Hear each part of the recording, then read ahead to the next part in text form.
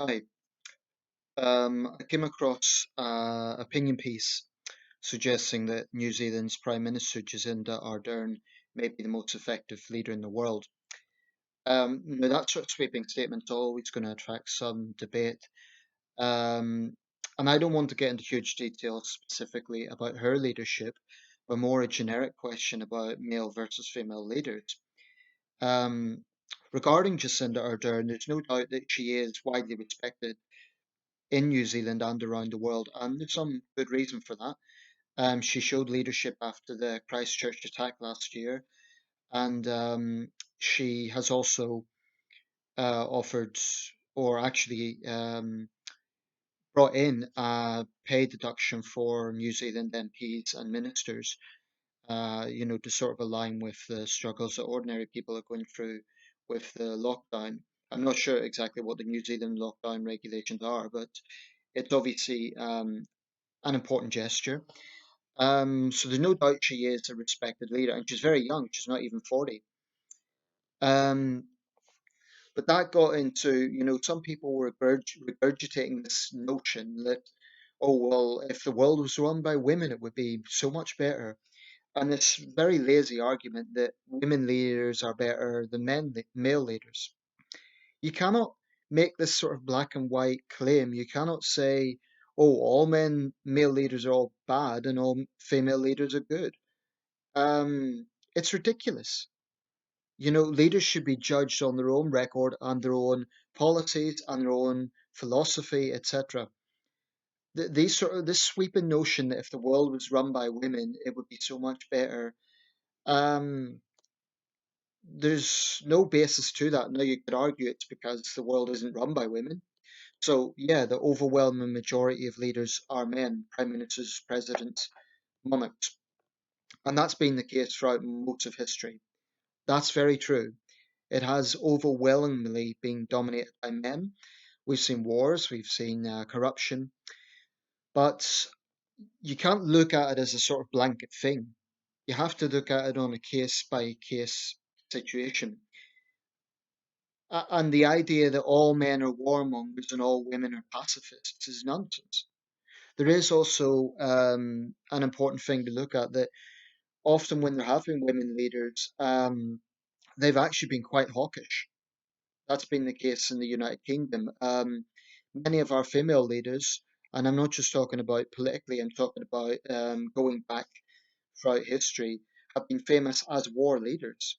So if we look at Boudica, who led the uprising against Roman rule, Queen Elizabeth I, who was a great national heroine against the Spanish Armada, Margaret Thatcher, they were all war leaders.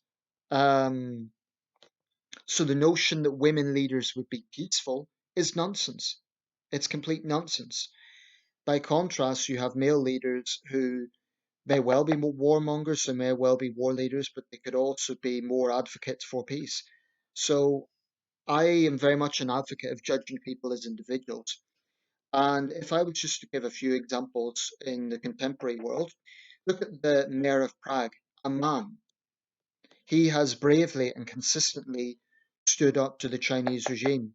The Czech Republic is a small country.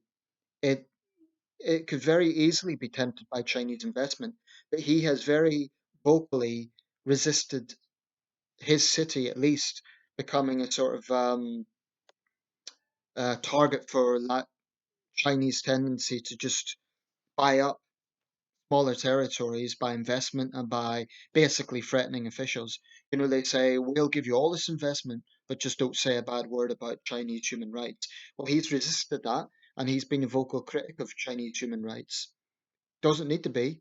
It would be a lot easier not to be. But he has done that because it's the right thing to do. Contrast that with Hua Chunying. She is the Communist Party spokeswoman. And okay, she's not the most powerful person in the country, but she ranks around fifth in the Communist Party hierarchy, or thereabouts. She's certainly in the one of the most vocal or one of the most prominent faces within the Chinese Communist regime. She has consistently lied through her teeth about Chinese human rights abuses. She has consistently defended their record. So she is basically If you want to look at an analogy with the Third Reich, and I'm not saying it's exactly the same, but she is basically Joseph Goebbels to Xi Jinping's Hitler. And I'm not saying it's the same thing, but that's the equivalent. So if you look around the world, look at Sheikh Hasina in Bangladesh. She's a pretty controversial leader. She got a lot of criticism for not taking on Rohingya refugees, and I know that's not a black and white situation. I'm not saying it's simple, but again, it comes down to this idea that, oh, women leaders good, male leaders bad. And it isn't just women who are pushing this idea. There are some male feminists, virtue signalers, who push this notion. You can find examples of female corruption just as much as male corruption. I mean, proportionally speaking. There are a lot fewer women leaders, so naturally, most of the world's warmongers and corrupt leaders are going to be men because most of the world's leaders are men. But the idea that women leaders will automatically be better is just nonsense. One could argue that they actually want to prove themselves by being as hawkish as men. But then you get other examples where that's not the case. I mean, Ellen Johnson Sirleaf, I would say, is one of the most inspiring women leaders. You know, she took over as president of Liberia, desperately poor country, ravaged by war, and she really did try her best to put her country on a positive path. So there are certainly women leaders I admire, but I totally reject this idea that women leaders will automatically be more peaceful or less corrupt. It's just nonsense. And I'm not sure if it particularly helps women's empowerment either. I'm an advocate of um, certainly there needs to be more opportunities for women and there needs to be provisions for those opportunities. I'm an egalitarian. You know, I want to see women given the exact same opportunities as men. But what I do not advocate is the notion that some feminists have that women are better than men. And this really is a mentality. I've seen it among Labour feminists in this country. Of, I think it was Jess Phillips came out and said, it's time we had a woman leader. Well, yeah, there's an argument to be made for that.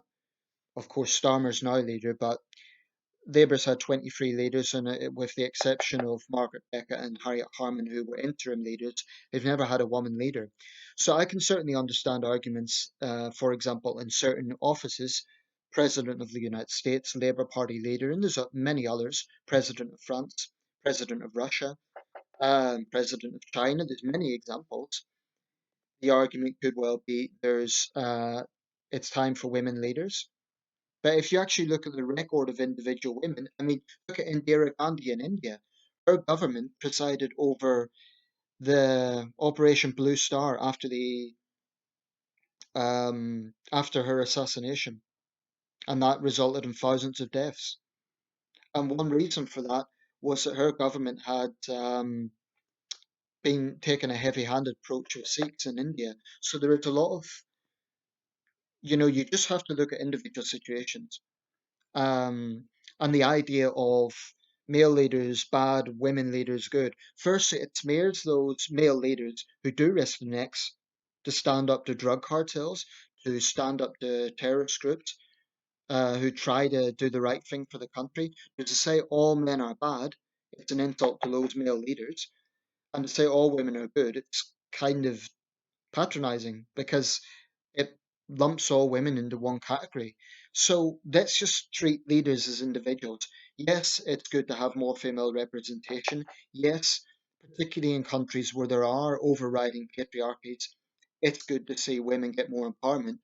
This ridiculous notion, women good, men bad, it's pathetic because it is not true.